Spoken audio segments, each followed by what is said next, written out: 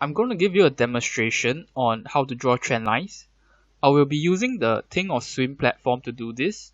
You'll find that for most online websites, they don't offer the feature for drawing trend lines, but if you use a brokerage software, you can do it.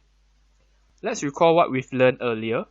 You want to use the lowest low that you can see in the chart as your starting point, and when drawing a downwards trend line, you want to use the highest high that you can see in the chart as your starting point. Next, you want to look for your ideal low and ideal high that will give you a meaningful trend line. So now let me explain these terms. A meaningful trend line is any trend line that can give you good information about the stock. Good information in the sense that it will be able to capture and follow the trend well, as well as giving you early signals that the trend might be ending. So to understand ideal lows and ideal highs, let's begin by drawing trend lines. So this is the chart of Coca-Cola, and as you can see, I've already drawn a trend line. This is an upward trend line. So to start drawing your upward trend line, the first thing you have to do is you want to pick the lowest low that you can see. So I've used this point as my lowest low.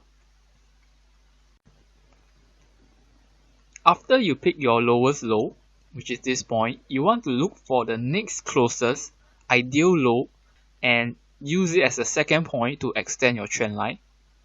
So for this case, I've chosen this point to be my next closest ideal low, and I've extended my trend line. Of course, for some people, maybe they would choose this point as an ideal low and then extend the trend line.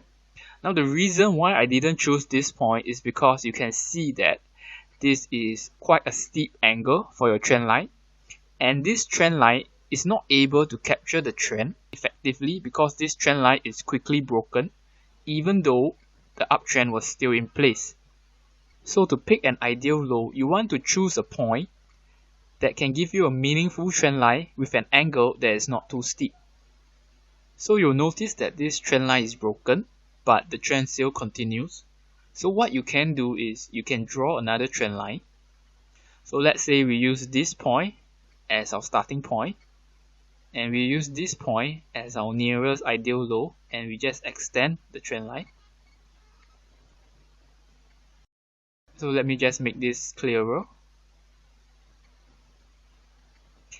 Here you can see this is the second trend line, and this trend line is much better because it captures the trend in the sense that there are more touches, and every time the stock touches the trend line but does not break the trend line is a good sign, because this shows that the trend line has been tested and it passes the test because it was not broken.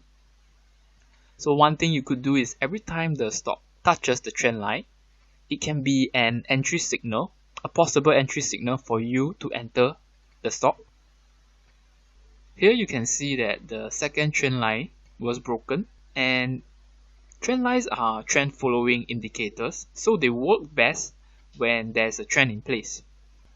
When the second trend line is broken, we can see that the uptrend has ended because no more higher highs were made. Coca-Cola was moving almost in a sideways pattern. So when the trend ends or the stock is not trending, trend lines don't work that well.